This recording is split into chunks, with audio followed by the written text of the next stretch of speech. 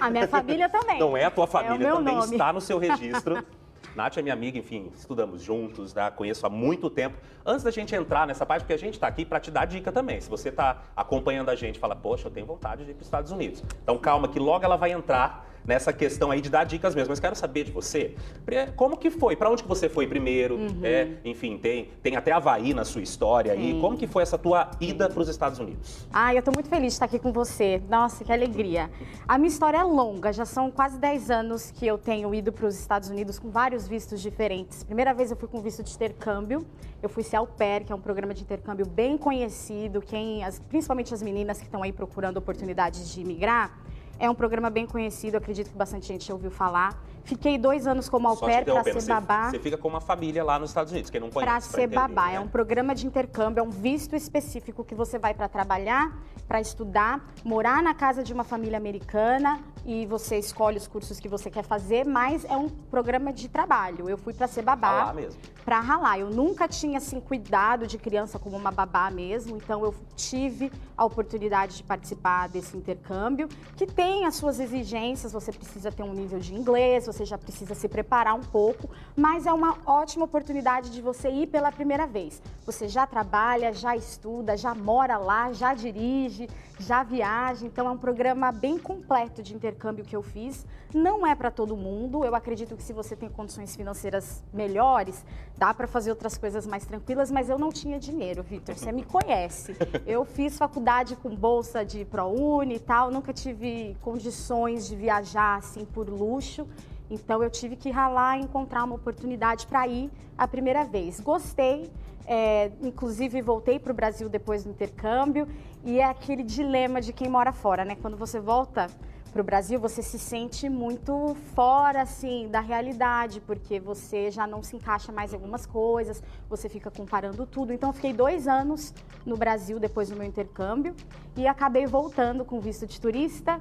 E aí comecei uma longa jornada. Depois tirei visto de estudante, fiz faculdade nos Estados Unidos, com bolsa também, que é uma oportunidade que eu tive, que eu sempre tento falar para as pessoas que se você acha que não tem condições financeiras, eu também não tinha, tá? E tudo deu certo, aconteceu. Colorado e Havaí entram em situações diferentes aí na tua história, é isso? Sim, como que Colorado foi o primeiro lugar que eu fui. Eu fui escolhida para ir para o Colorado, né? Até então, o único Colorado que eu conhecia era aqui do Paraná mesmo. Então, quando eu participei do programa de intercâmbio, uma família de lá dos Estados Unidos queria muito que eu fosse, a gente começou a conversar. Eles tinham um casalzinho de gêmeos que eram bem novinhos e eu ia cuidar desses gêmeos e, inclusive, eles têm a mesma data de nascimento que eu. Então, assim, eu digo que eu fui escolhida para ir para o Colorado. Fui, gostei bastante, mas voltei para o Brasil. E aí, depois que eu decidi, olha, não consigo mais me acostumar no Brasil, eu quero voltar para os Estados Unidos, eu procurei, obviamente, voltar para o Colorado. E aí, fui tirar um visto de estudante para fazer faculdade lá. Eu já tinha feito a minha faculdade de jornalismo aqui. E aí, quis, né, continuar estudando, mas estudando lá. E deu super certo. Eu voltei para a mesma cidade que eu fui au pair, que eu fiz o meu intercâmbio, e aí a vida foi desenrolando. Aí eu casei, aí eu mudei para uma outra cidade, aí a gente, no ano da pandemia, né, 2020, a gente foi para o Havaí. O melhor lugar do mundo para você passar um ano terrível de pandemia foi na praia, curtindo, e aí eu comecei o meu canal no YouTube. Porque na pandemia acho que estava todo mundo, tava todo mundo assim desesperado, meu Deus, falta do que fazer, né? No caso, já depois de alguns meses a gente já estava um pouco assim entediado. E aí eu sou jornalista, eu gosto muito de falar, como dá pra ver, né? Então eu falei assim, por que não compartilhar com as pessoas um pouco do meu dia a dia aqui? Foi assim que eu comecei a falar mais publicamente na internet sobre vida nos Estados Unidos e no Havaí. Muito bom, gente. Agora então vamos começar por essa parte da gente tirar dúvidas sobre como que vai para lá e tudo mais, porque essa aqui, se deixar, ela não para de falar mesmo. Mas participa também aqui com a gente desse bate-papo. Se você tiver alguma dúvida, tem algum plano, né, de ir para fora, então tem o telefone, é o 3027 9623, manda sua mensagem, seu depoimento, que a gente vai conversar aqui. Primeiro passo, quero ir para lá, né, quem quer imigrar. Então como que se prepara? Você falou que já não tinha grana. Olha, é uma pergunta muito complexa, porque cada caso é um caso. Eu era uma menina de 21 anos, não tinha nada para perder, né? Então, eu estava soltinha, livre no mundo.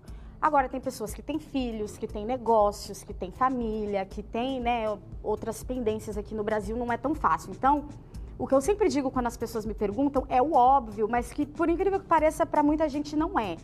Faça seu passaporte, né? As pessoas às vezes estão pensando lá na frente, faça seu passaporte, porque a gente sabe que de vez em quando tem uns problemas aí. Exato. E não dá para fazer, não dá para fazer. Garanta o seu passaporte, porque ele tem uma duração de 10 anos, aí você não precisa se preocupar. A questão financeira vai depender muito. Tem gente que vai com a cara e com a coragem.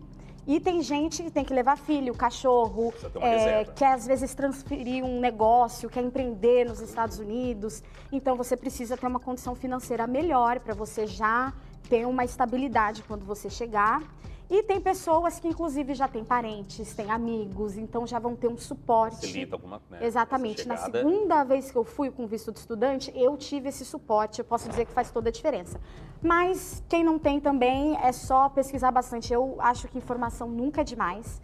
Eu sou uma das milhares de pessoas que estão aí na internet, dando dicas, explicando as coisas, compartilhando o dia a dia, para você já começar também a entender para onde você quer ir, o que você quer fazer, que isso é muito importante. Eu vou te interromper um pouquinho para você falar dos vistos, porque aí tem essa questão também para onde eu quero ir, não é? Você precisa já nesse momento de decidiu imigrar, quero ir para os Estados Unidos, que é onde eu moro, né? Eu posso falar sobre.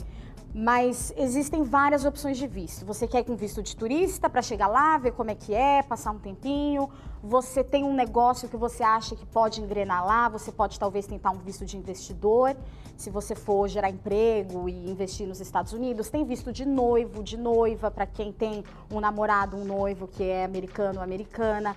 Tem visto de estudante, que eu já tirei. Tem o visto de intercâmbio, que eu já tirei. Então, são várias opções. Você precisa ver no que se encaixa na sua situação e da sua família e começar já a focar nesse caminho, porque são muitas opções, as pessoas têm um sonho muito grande, o mais importante é você seguir o passo a passo, e aí o sonho acontece. E documentação é muito importante, claro, Brasil também, mas lá eles são bem rígidos, então essa parte de documentação vai atrás. Agora, pra gente falar de idioma, inclusive tem vídeo, os vídeos da Nath são muito bons, realmente ela vai falando e você fala assim, não quero ver esse vídeo, só tem alguém falando, mas não, é gostoso, porque ela vai te envolvendo no assunto, e ela, claro, né, tem o faro ali, o feeling jornalístico, ela vai deixando aquelas coisas mais pro final, então você realmente quer ver o vídeo inteiro. Tem um vídeo que você fala sobre o idioma, que você aprendeu sozinha, né, o inglês. Então eu assisti esse vídeo e fiz ali os tópicos, então, desse vídeo. Você acho que fala de 5, se eu não me engano, né? Gente enumerou aqui, ó, olha lá, tem, na verdade são mais, ó. E aí você falou, então, para aprender inglês, como que, né, aprender a falar inglês. Vamos lá, ó. Foca em falar o idioma, música, filmes e séries, falar em voz alta, a imersão no idioma. Essa imersão no idioma é bem interessante, porque a gente pode fazer daqui mesmo, antes de ir para lá. Pesquisa, que você acabou de falar que é muito importante, e conversar com nativos. Vamos lá, faz um resumo disso aí. Eu acho que assim, você tem uma vantagem gigantesca quando você chega lá falando o idioma. Então, se você não fala nada, é importante que se você já está com o sonho de imigrar, já começa agora, começa um intensivão. Eu tive o privilégio, assim, de aprender a falar sozinha, porque eu já estava interessada nisso muito nova, então eu não tinha muita coisa para fazer, eu ficava mesmo tentando aprender e estudando por conta. Mas eu sei que tem gente que é muito atarefada, muito ocupada, não tem como. Então, assim, procure às vezes um professor ou alguém online que ensina. Mas eu acho que uma coisa que foi um divisor de águas na minha jornada para aprender o idioma é você falar. É muito importante, porque assim, na minha cabeça, eu era fluente. Na minha cabeça eu tava lá. Só que quando você traz para a boca, para a língua, né, para os movimentos, você percebe que o inglês é muito mais difícil. Então, a principal dica que eu dou é para você falar inglês em voz alta. Antes mesmo de escrever. Isso, porque assim, a gente já tem, às vezes a gente não pensa, né? Mas a gente já tem um contato diário com o inglês. A gente vê palavras em inglês o tempo todo, a gente tem acesso a séries, filmes, às vezes no streaming em inglês, que a gente pode colocar. Outra dica que eu dou no vídeo é você pegar séries e filmes que você gosta muito e você colocar no som original em inglês e colocar as legendas em português. Aí você começa a entender o que a pessoa está falando e a tradução. Se é algo que você gosta muito, que você já conhece o enredo, conhece as falas, você troca para assistir com áudio em inglês e as legendas em inglês também. Algo que você já assistiu, já decorou praticamente você não precisa mais se preocupar em entender a história, você agora está estudando. Então você escuta a pessoa falando e você já lê como escreve aquela palavra. Então é uma forma muito dinâmica, muito gostosa de estudar. Tem pessoas que eu sei que vão precisar de uma ajuda de um professor para dar um gás, mas outra dica que eu dou também é assim, começar por onde você acha que vai ser mais necessário. Eu achei interessante que você falou da imersão. Explica pra gente, é o celular? É exatamente como isso. Que funciona? É você se cercar, assim, as coisas que você gosta de fazer no seu dia a dia, você já virar essa chavinha pro inglês. Então, por exemplo, a primeira coisa que eu fiz quando eu estava já planejando fazer o meu intercâmbio, eu troquei o meu telefone celular, que eu tinha na época, que era bem simples, não era os telefones de hoje, que fiz foi lá em 2010. Eu troquei para inglês. Então, todas as palavrinhas, as funções estavam em inglês. Aí eu comecei a trocar o meu computador, tudo estava em inglês. Por quê? Porque são palavras que eu uso muito, que eu vou ver o tempo todo, e são palavras que já vão me dar um vocabulário legal. E é a mesma coisa para você consumir conteúdo. Vai assistir um filme? Escute em inglês. Vai ouvir uma música? Se interesse para entender a tradução dessa música. Aí você já vai aprender como que fala, a pronúncia, né, a letra, tudo. Vamos para mais uma tela que a gente também preparou baseado em um vídeo que você fez. Você enumera, na verdade, nesse vídeo, os 15 principais empregos ali para brasileiros que estão indo para lá e tudo mais. Claro que a gente não colocou todos, porque a gente quer que você entre no canal da Nath para assistir. Então a gente só enumerou alguns aqui, ó. Babá, serviços de limpeza, construção, restaurante, jardinagem e turismo e hotelaria. Inclusive aqui ganha um dinheirinho legal, não é? Ganha. Assim, nos Estados Unidos, eu acredito que o grande atrativo dos Estados Unidos para os brasileiros é realmente o dinheiro, né? Você tem um poder de compra muito maior lá e você é recompensado financeiramente melhor do que a gente é aqui. Só que as pessoas precisam entender que, assim, quando você larga tudo no seu país e vai para um país diferente, você está começando do zero. Então, assim, a não ser que você tenha uma situação bem privilegiada de poder ir com um visto de trabalho já, geralmente as pessoas começam nas profissões que são mais básicas. Até mesmo por uma pessoa formada. Isso, né? Nossa, você vê muito. Eu, por exemplo, tinha acabado de sair da faculdade de jornalismo e fui ser babá.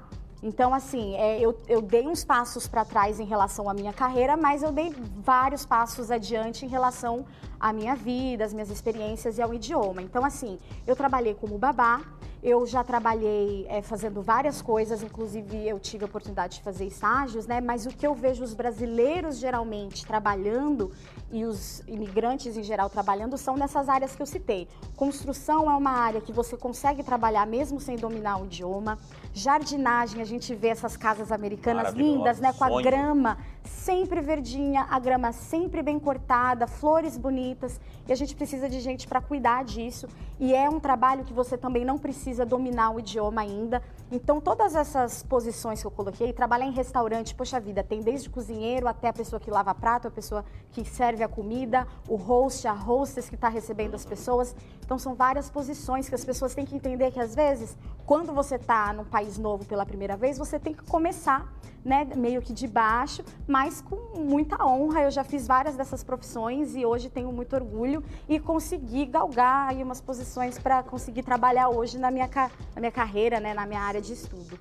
Muito bom, a gente pede pergunta aqui e as perguntas aparecem, tá? Então vamos lá para a primeira pergunta. Tem gente interessada aí, ó. Existem motivos para não ir morar nos Estados Unidos? Mariana, Zona 8. Mariana, você assistiu um vídeo que eu fiz recentemente? Olha só, eu postei um vídeo recentemente nas redes sociais listando 3 motivos para não ir morar nos Estados Unidos, caso você se identifique com esses motivos. Existem muitos prós e muitos contras. Coisas que eu vejo assim que são grandes obstáculos é a questão de saúde. Nos Estados Unidos não existe um SUS, não existe um sistema público de saúde. Existem algumas assistências se você se qualificar. Então, assim, quebrou uma perna, tá com dor de barriga, precisa ir no pronto-socorro, você vai gastar muito dinheiro. E assim, se você tem uma saúde já frágil, se você tem uma saúde que você está sempre precisando de um acompanhamento médico, saiba que você não vai ter lá. Então, assim, você precisa ponderar essas questões. Outra coisa é saudade de família.